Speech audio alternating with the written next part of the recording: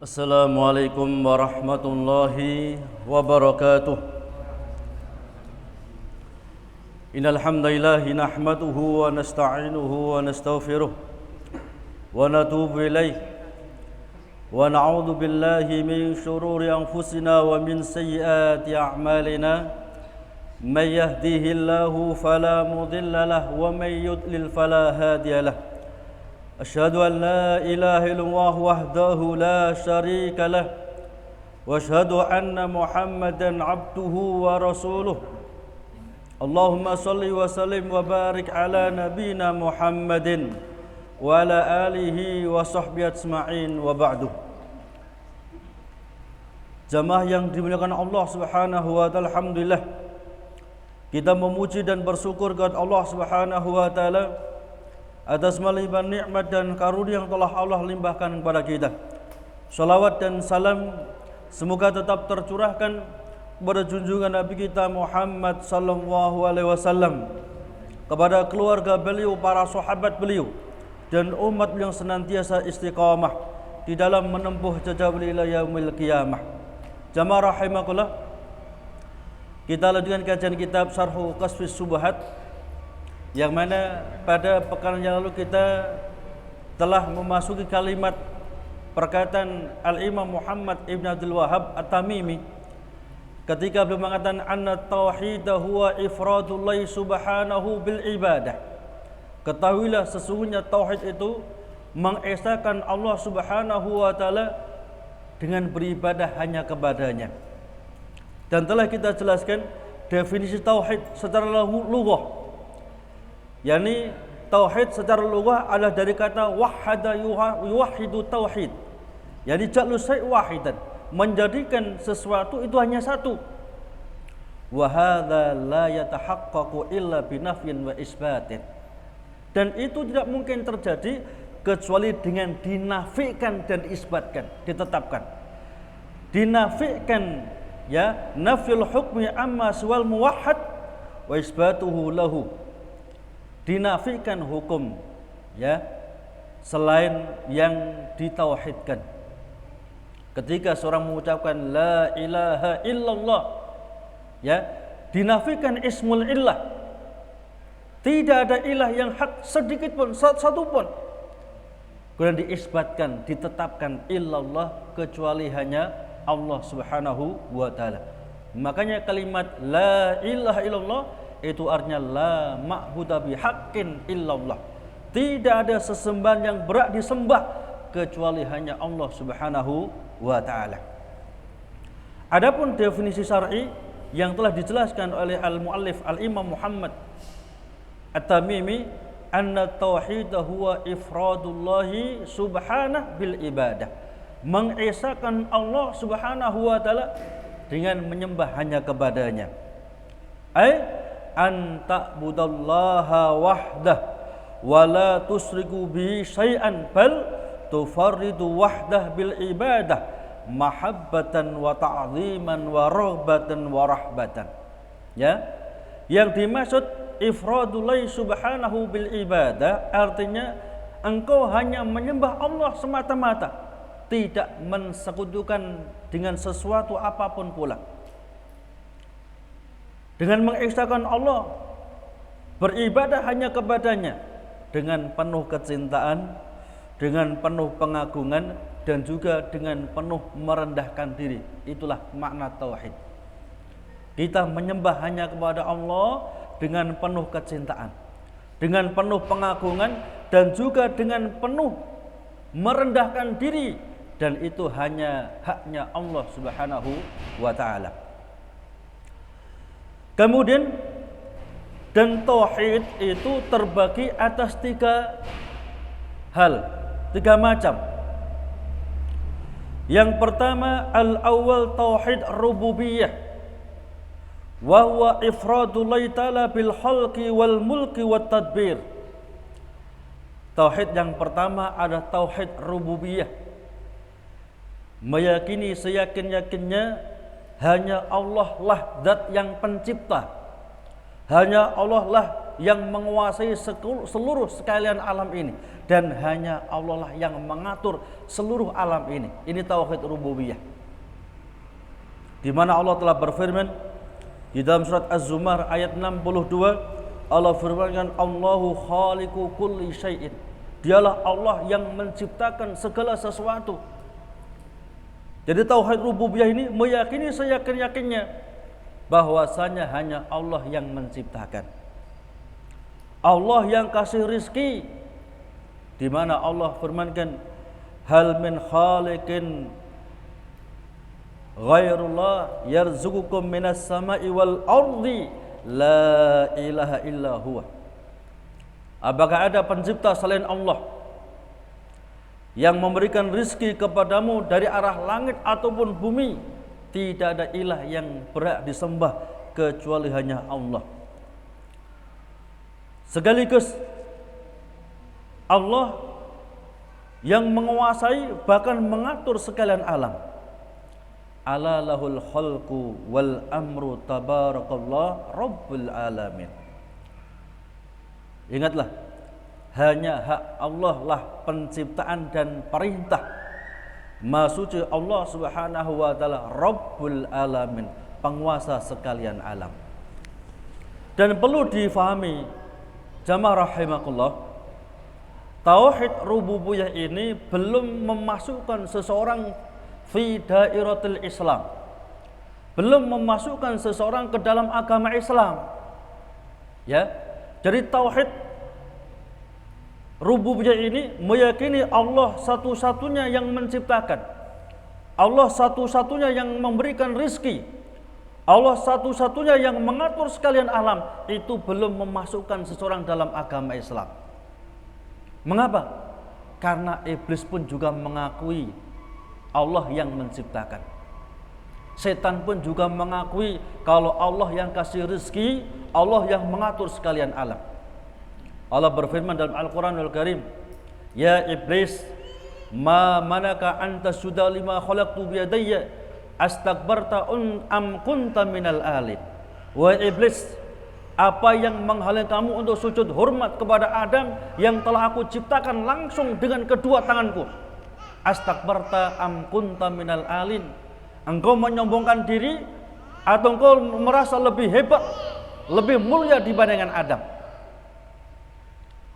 Qala, maka iblis mengatakan, ana khairum minhu khalaqtani min narin wa khalaqtu min tinin. Ya Allah, aku ini lebih mulia, lebih terhormat dibandingkan Adam. Engkau ciptakan aku dari api, sedangkan engkau ciptakan Adam dari tanah. Iblis mengakui kalau tidak ada pencipta kecuali hanya Allah.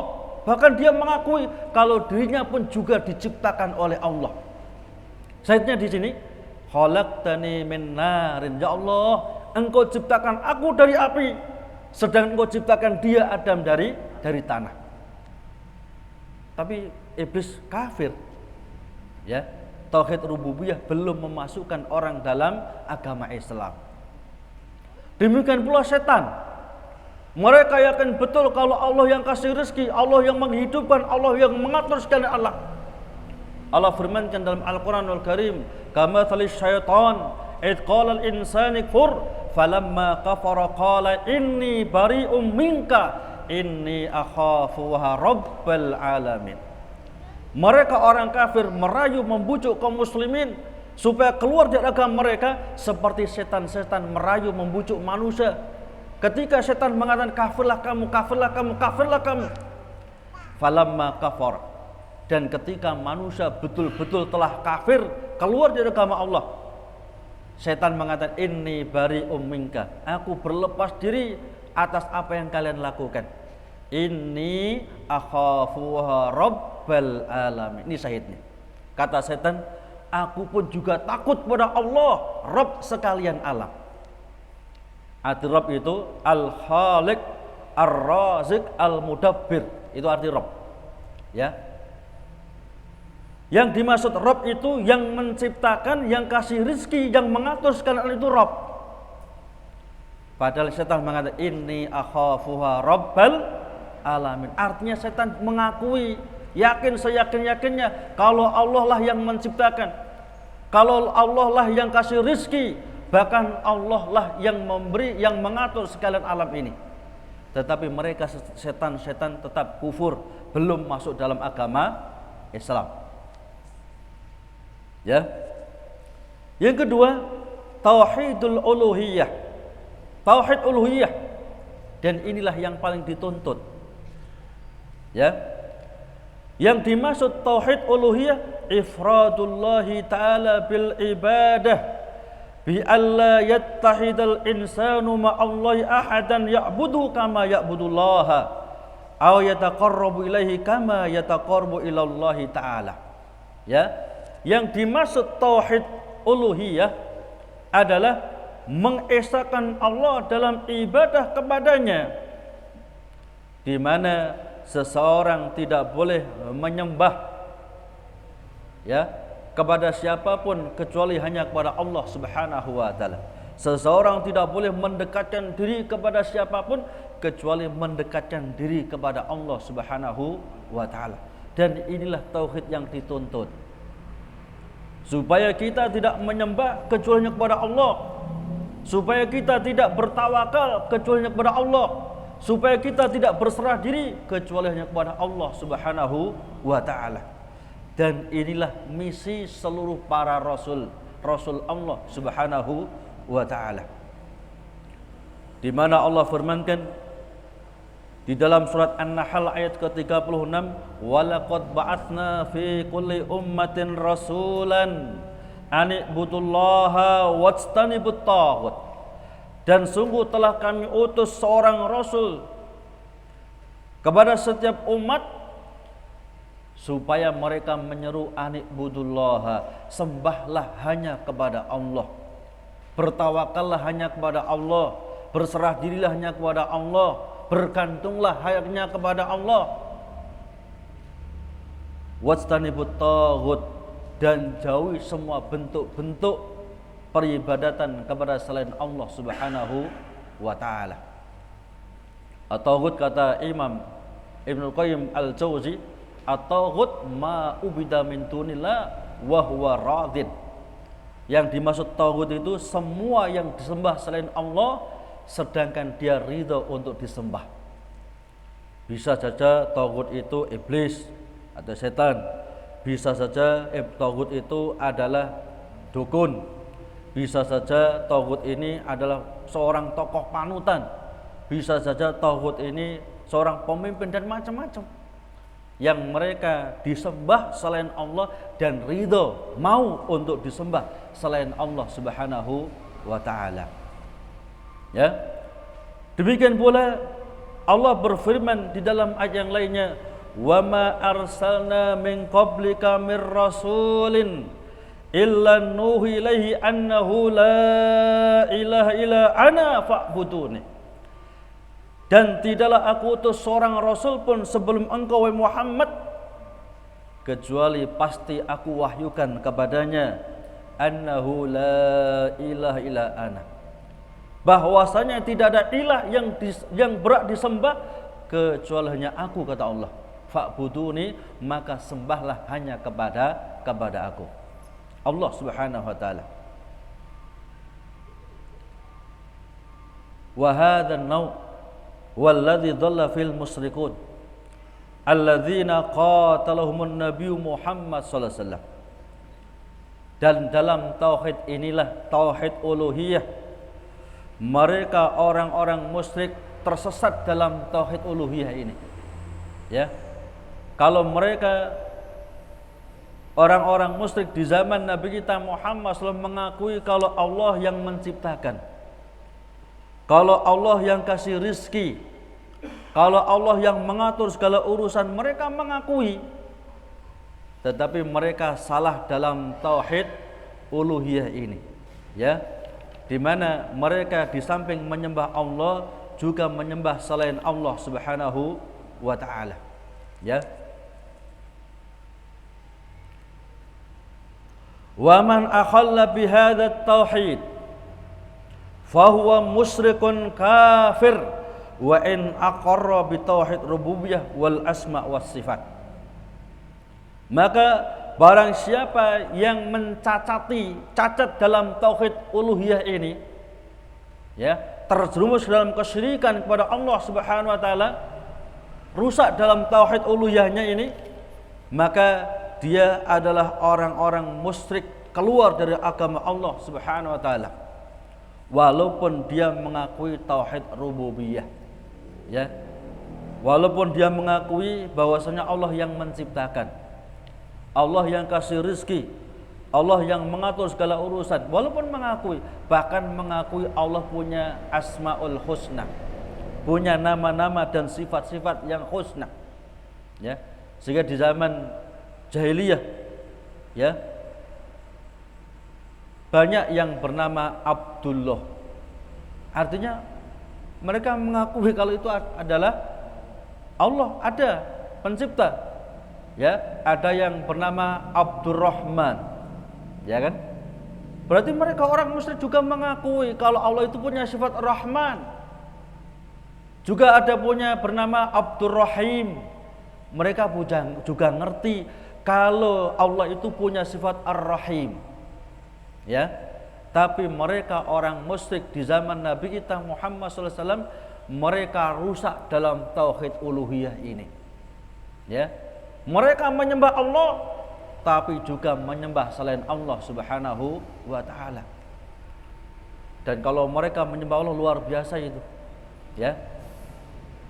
Ketika mereka tawaf, ya, karena mereka orang musyrik di zaman Nabi kita Muhammad SAW itu agamanya agama Abdul Muthalib.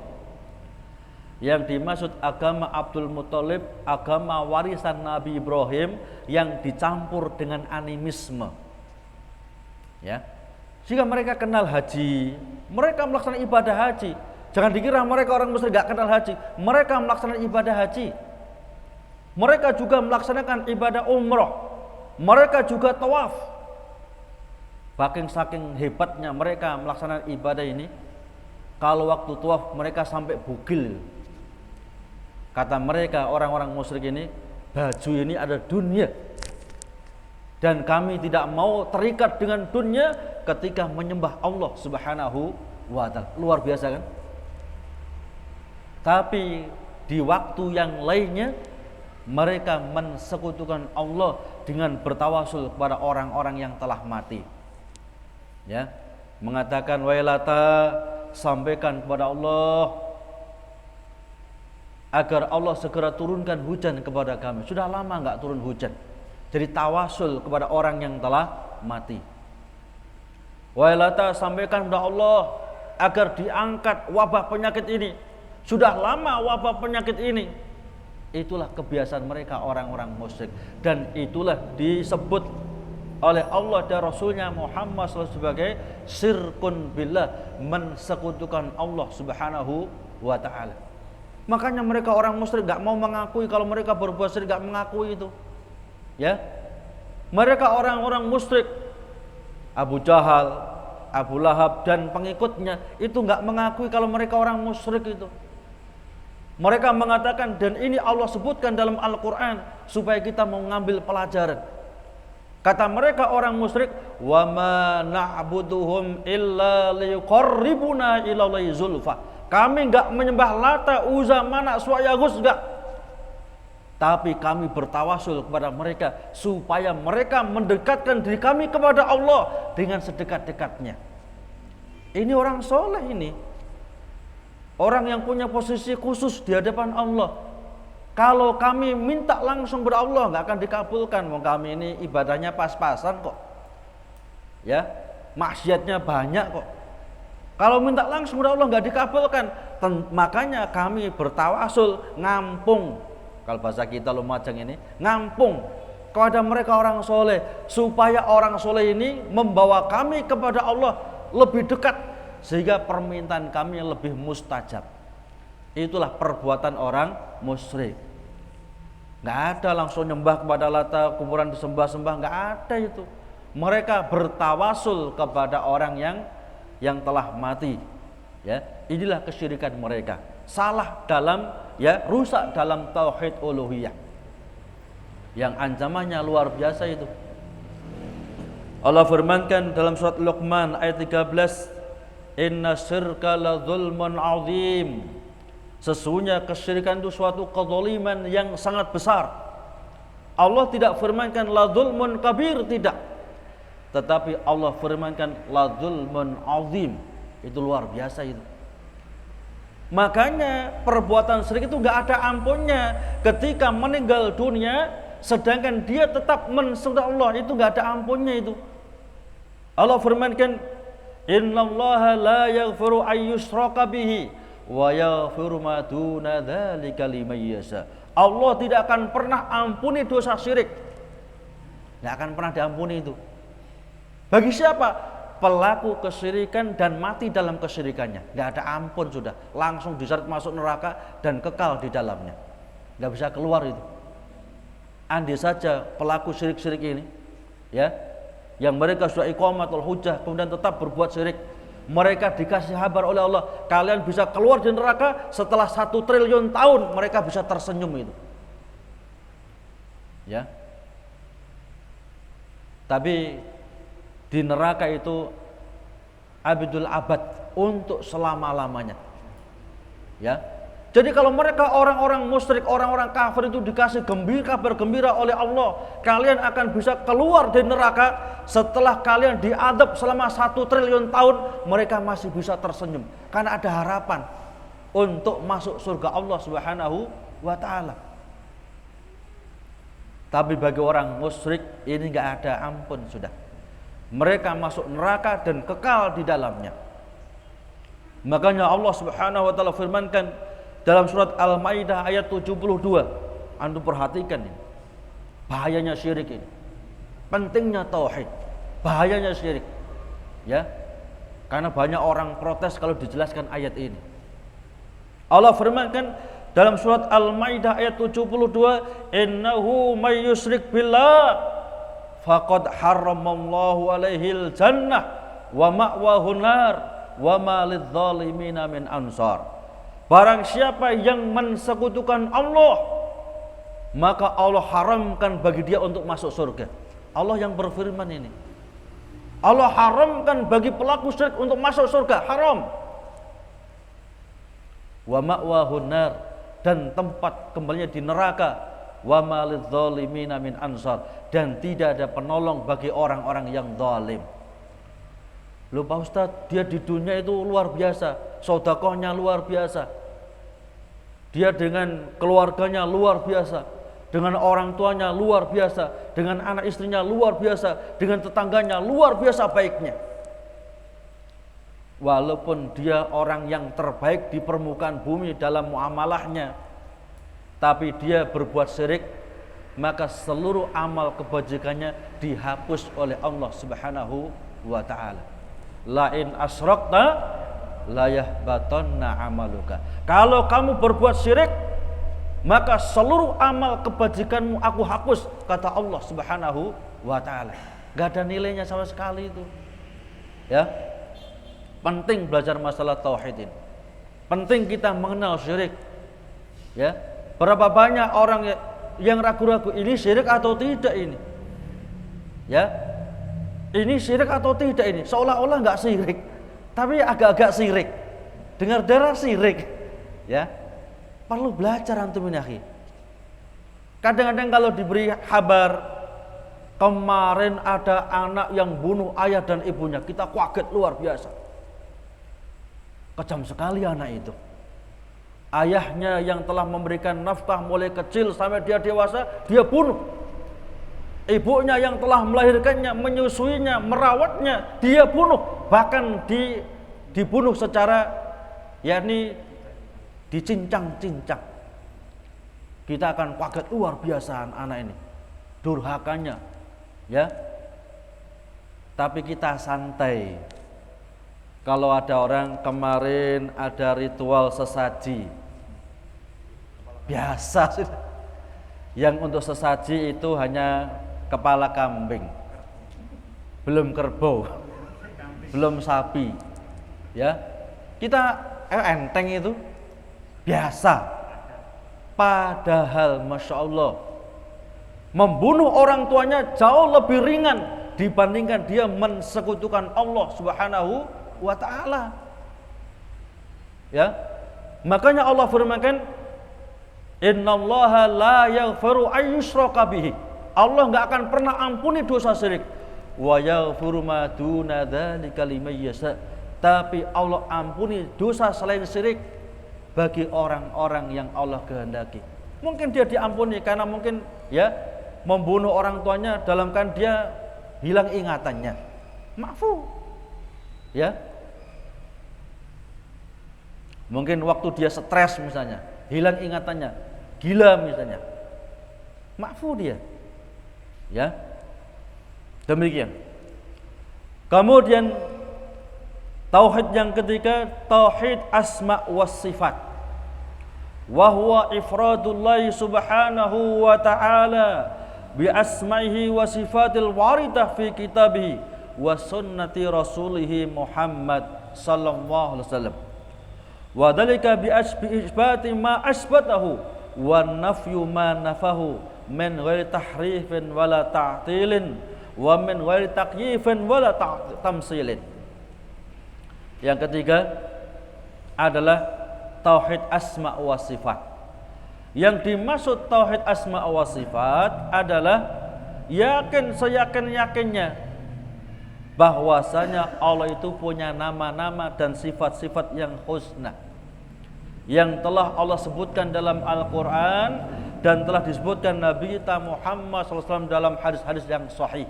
Maka kewajiban kita orang mukmin ketika Allah sebutkan sifat-sifatnya dan nama-namanya dalam Al-Quran, disebutkan Nabi dalam hadis yang sahih, kewajiban kita adalah yakni sami'na wa ata'na, dengan tanpa mentaktil, ya, mengingkari, dengan tanpa tahrif, memalingkan arti, dengan tanpa takyif, membagaimanakan, dan juga tidak boleh tamsil, ya, menyerupakan.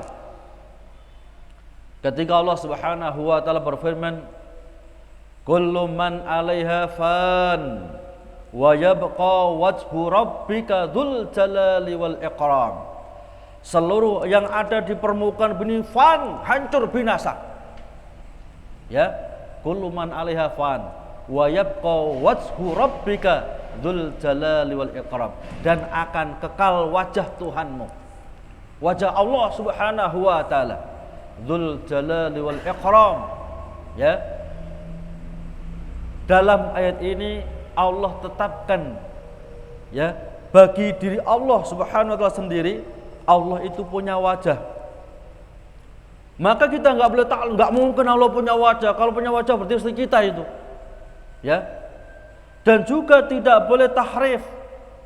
Allah punya wajah artinya Allah itu penyayang, pengasih, ya. Dan juga tidak boleh takyif. Wajah Allah paling ya seperti kita ini, ya. Ataupun tamsil, ya, menyerupakan. Ya, paling hidungnya ya sedikit pesek, macam-macam. Ini dilarang. Tidak boleh. Kita cukup beriman Allah itu punya wajah. Dan banyak ayat Allah sebutkan dalam Al-Quran, Allah punya wajah. Ya. Maka keyakinan Ahlussunnah wal Jamaah menetapkan semua yang ditetapkan oleh Allah dalam Al-Quran dan menetapkan semua yang ditetapkan Nabi dalam hadis-hadis yang sahih. Ya.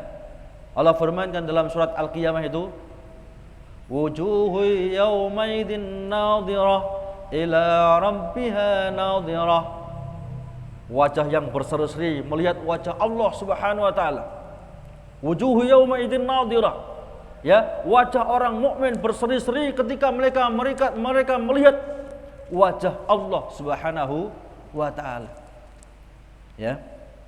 Adapun orang kafir, mereka akan terhijab, diharamkan untuk melihat wajah Allah Subhanahu wa taala. Ya. Tapi kalau di dunia tidak ada satupun yang bisa melihat wajah Allah Subhanahu wa taala. Kita nanti di surga Allah Ketika Allah kehendaki kita sebagai orang-orang yang mendapatkan rahmatnya, mendapatkan surga Allah, maka orang yang beriman akan melihat wajah Allah nanti di yaumil qiyamah. Dan itu melebihi nikmat surga. Ya. Ketika Allah Subhanahu wa taala berfirman, ya, bal yadahu mabsutatani yunfiqu kaifa yasa. Bahkan kedua tangan Allah terbentang menginfakkan kepada hamba-hambanya yang Allah kehendaki. Dalam ayat ini Allah tetapkan Allah punya tangan. Ya. Tapi tidak boleh ta'til, enggak mungkin Allah punya tangan. Kalau punya tangan berarti kalau seperti kita ini, ta'til, mengingkari.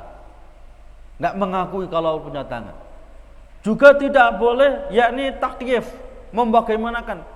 Paling-paling kalau tangan ya seperti kita ini, ada sikutnya, ada jari jemarinya, ya, atau mungkin ada ugel-ugelnya, ya. Dan juga tidak boleh yakni tahrif, memalingkan arti. Ya, Allah punya tangan itu artinya Allah memberikan rezeki, ya. Jadi ditahrif, dipalingkan dari arti yang sebenarnya. Ini tahrif. Kewajiban kita Ahlussunnah wal Jamaah meyakini Allah punya tangan. Tidak boleh ta'til, tidak boleh takyif, tidak boleh tamsil, dan juga tidak boleh tasbih.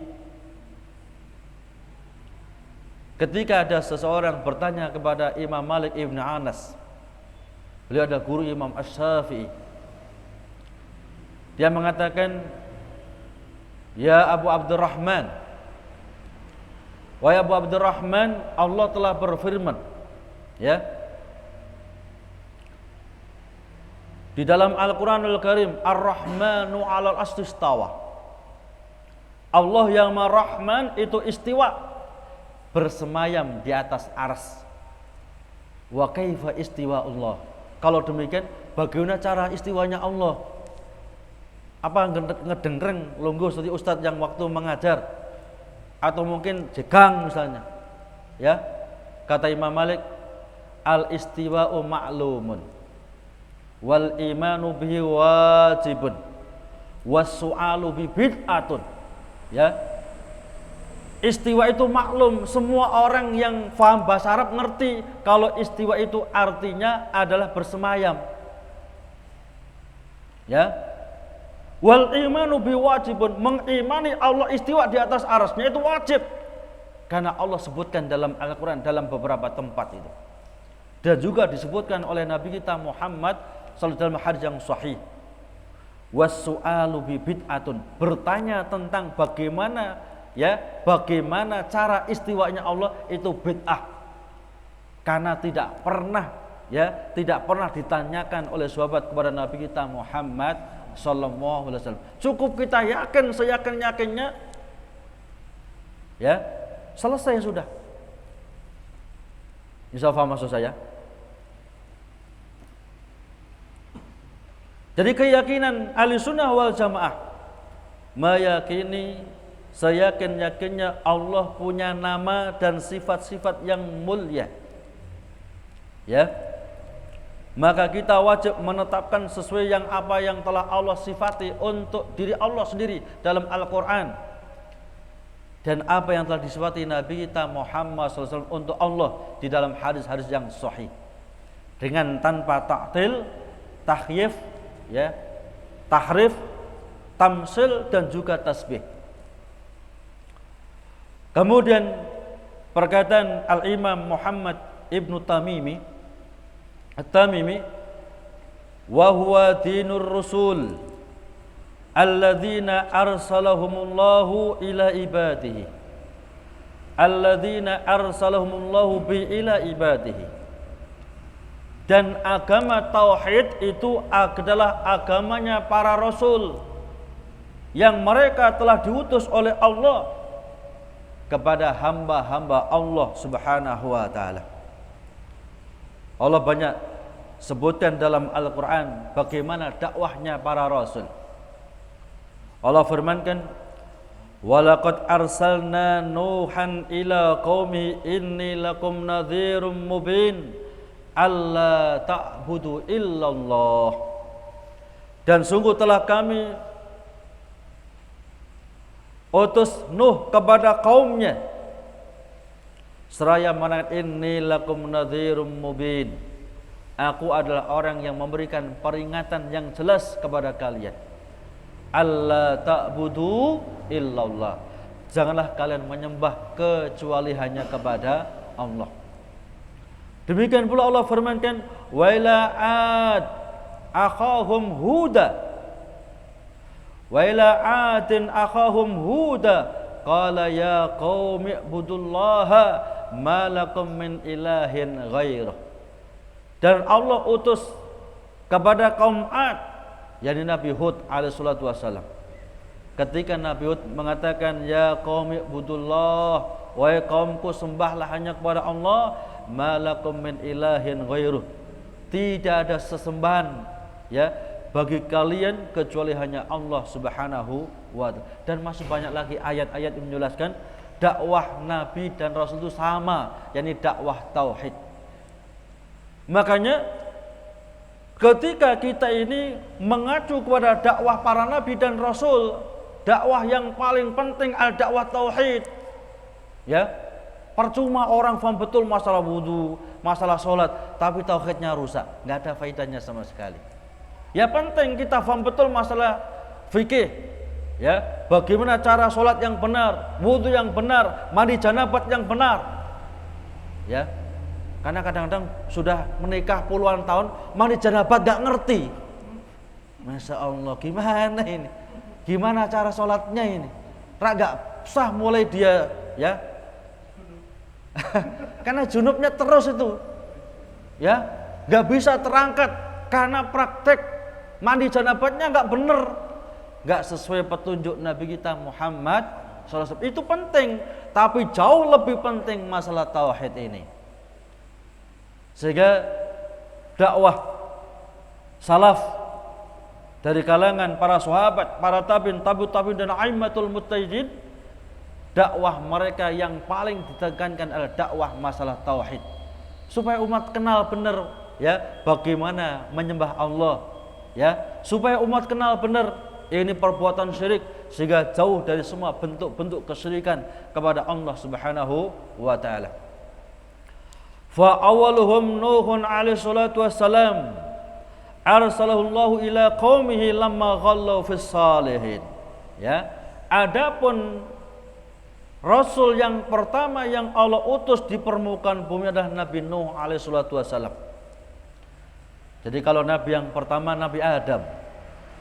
Tapi kalau rasul yang pertama yang Allah utus di permukaan bumi adalah Nabi Nuh alaihi salatu wassalam. Ya. Di mana disebutkan dalam hadis riwayat Imam Al-Bukhari dan juga Imam Muslim, ya, Nabi sadaqan istamal muslimuna yaumal qiyamah faqalu law istasfa'na ila rabbina layurihana mim makanina hadha. Orang-orang yang beriman nanti di yaumil qiyamah akan berembuk berkumpul. Bagaimana kita cari orang yang bisa memberikan syafaat bagi kita kepada Allah Subhanahu wa taala agar Allah segera putuskan perkara kita ini. Karena berat, ikhwah. Berat di padang mahsyar itu berat sekali itu. Jangan dikira hanya 1 tahun, 2 tahun, mungkin miliatan tahun itu. Ada orang yang tenggelam dengan keringatnya. Ya berat luar biasa. Dalam hal yang sahih disebutkan matahari didekatkan oleh Allah. Kira-kira tinggal 1,5 mil. Ya, matahari yang jauhnya bermiliat-miliat kilo itu, waktu siang kepanasan kita ini, ya, itu hanya beberapa mil. Dalam satu riwayat 1,5 mil, dalam riwayat yang lain 3 mil. Nah, kalau 3 mil kan 4,5 kilo itu. Kalau bukan dikehendaki Allah tentu sudah hancur kita itu, ya. Cuman Allah takdirkan walaupun dekat matahari itu kita nggak hancur, ya, untuk memberatkan orang yang durhaka kepada Allah Subhanahu wa ta'ala. Ya, makanya dalam hal yang sahih Nabi sadaqan sab'atun yudhilluhumullahu fi dhillihi yauma la dhilla illa dhilluhu. Ya, 7 golongan yang Allah kasih naungan ya, dikasih naungan, nanti di yaumil qiyamah, dikala yang lain kepanasan dia tetap adem ayem, ya, nggak kepanasan itu. Yauma la dzilla illa dzillu, tidak ada naungan hari itu kecuali naungan Allah Subhanahu wa taala. Di antaranya ya, seorang pemuda yang dia giat ibadah kepada Allah Subhanahu wa taala. Ya, dua orang muslim yang saling cinta mencintai karena Allah, bertemu karena Allah, berpisah pun juga karena Allah. Kita kan nggak pernah ponaan, juga nggak pernah saudara. Kita kumpul di sini dalam rangka untuk taat kepada Allah. Setelah selesai taklim pulang ke rumahnya masing-masing, berkumpul karena ingin taat kepada Allah, dan berpisah pun juga taat kepada Allah Subhanahu wa taala. Ya kan? Kita nggak ada mampu apapun itu. Ya, mampu ponaan juga enggak, saudara juga enggak, ya. Tapi kita berkumpul di sini dalam rangka taat kepada Allah. Nanti kalau sudah selesai kita berpisah dalam rangka juga taat kepada Allah Subhanahu wa taala. Karena mungkin yang punya keluarga dia harus menafkahi keluarganya, ya. Kalau dia punya orang tua mungkin dia harus berbakti kepada orang tuanya, dan seterusnya dan terusnya. Jamaah rahimakumullah, waktunya telah habis. Mungkin ada pertanyaan mewakili. Nggih.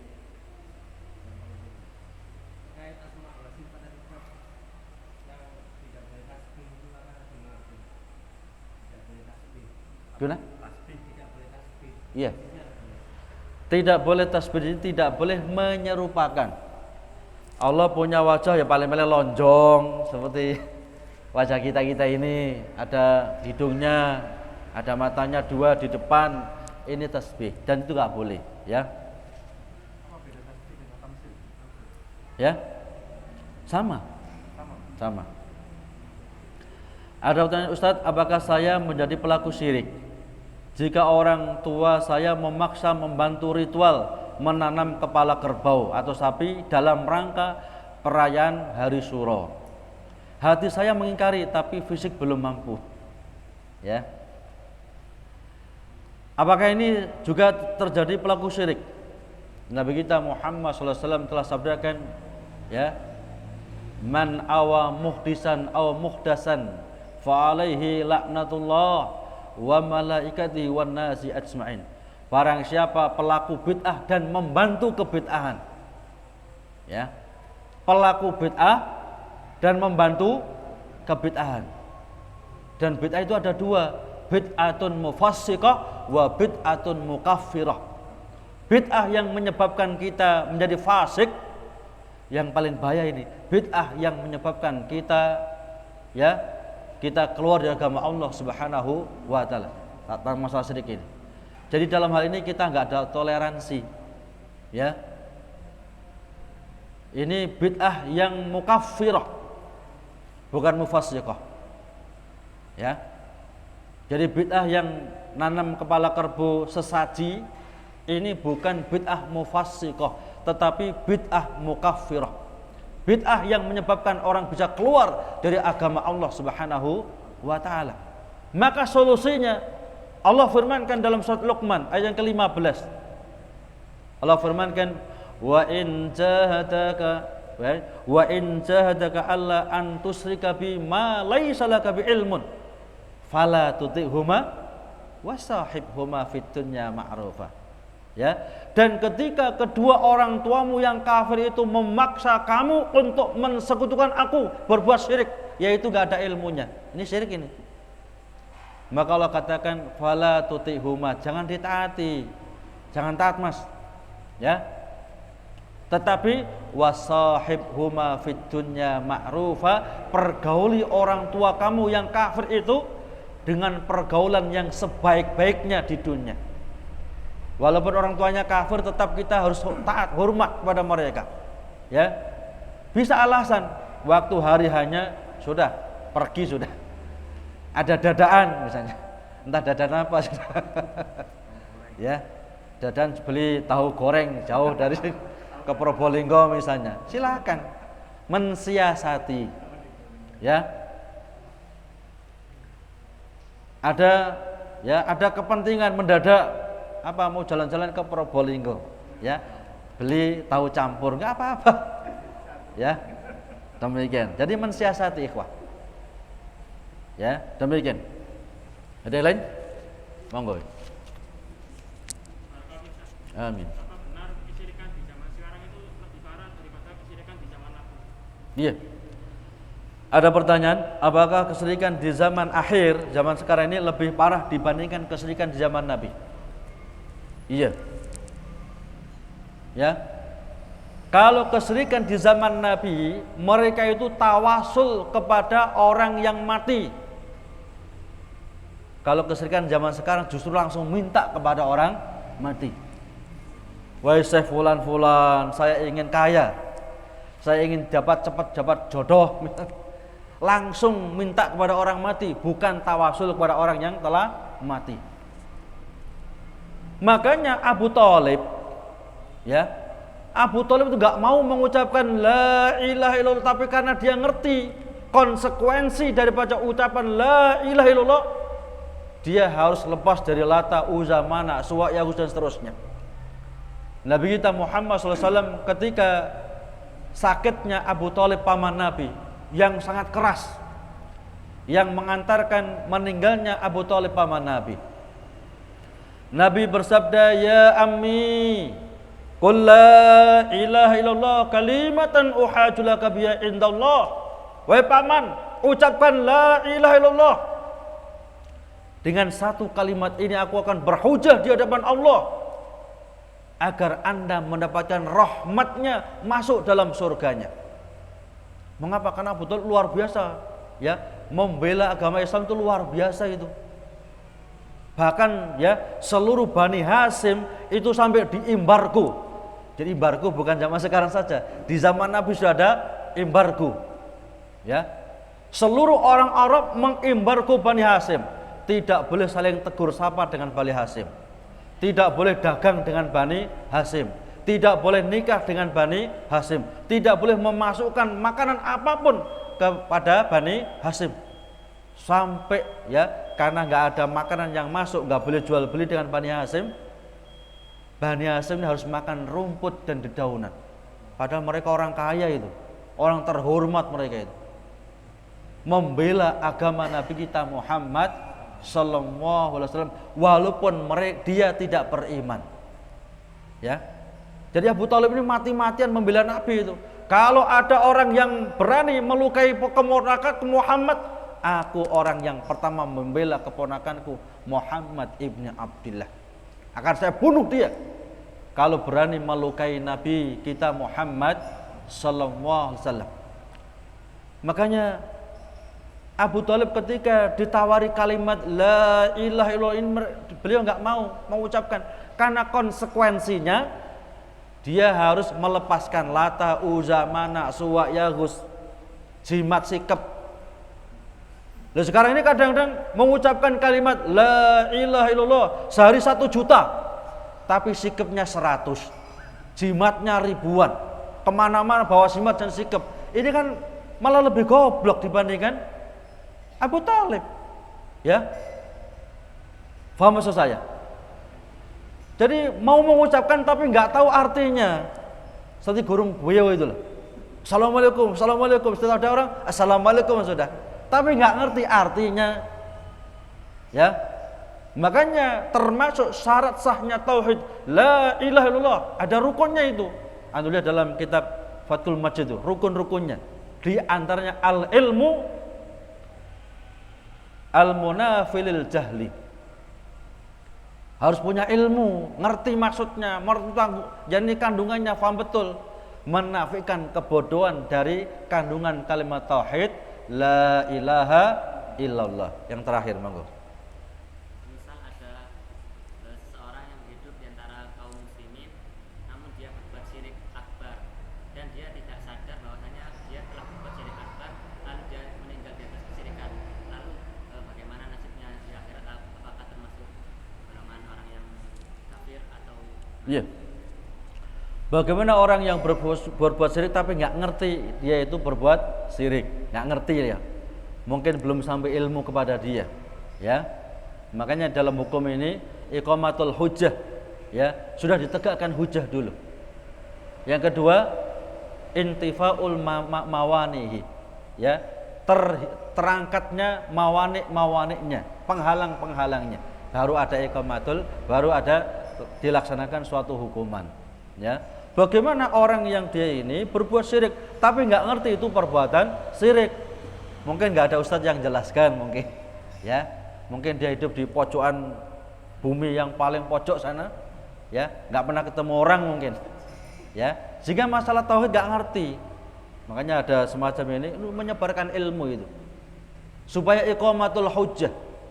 Ya, nggak ada alasan nanti, nggak ada alasan lagi nanti di hadapan Allah Subhanahu wa taala. Ya, di mana Allah firmankan para nabi dan rasul itu basyirau wa nadhira. Ya, rusulam mubasysyirin wa mundhirin li alla yakuna linnasi Allahi hujjatun ba'dar rusul. Ya, diutusnya para rasul itu mubasysyirin wa mundhirin, memberikan kabar gembira sekaligus memberikan kabar peringatan. Gembira bagi orang yang taat beriman, peringatan bagi orang yang ingkar dan kufur. Li alla yakuna linnas 'alallahi hujjatun ba'dar rusul. Supaya tidak ada alasan lagi bagi manusia nanti di hadapan Allah setelah Allah utus para nabi dan rasulnya. Ya. Jadi mungkin dia tinggalnya di ujung bumi, nggak pernah ketemu orang. Nanti akan diuji oleh Allah Subhanahu wa taala. Termasuk orang yang dalam masa fatrah, ya, kosong, tenggang, nggak ada ya rasul. Ya. Masa fatrah, masa kosong rasul, ya, akan diuji oleh Allah. Termasuk orang yang gila, ya, orang yang tuli, nanti akan beralasan di hadapan Allah, ya Allah, saya di dunia tuli, nggak pernah dengar kalimat tauhid, ya, saya juga nggak begitu paham karena telinga saya nggak ada fungsinya, ya Allah.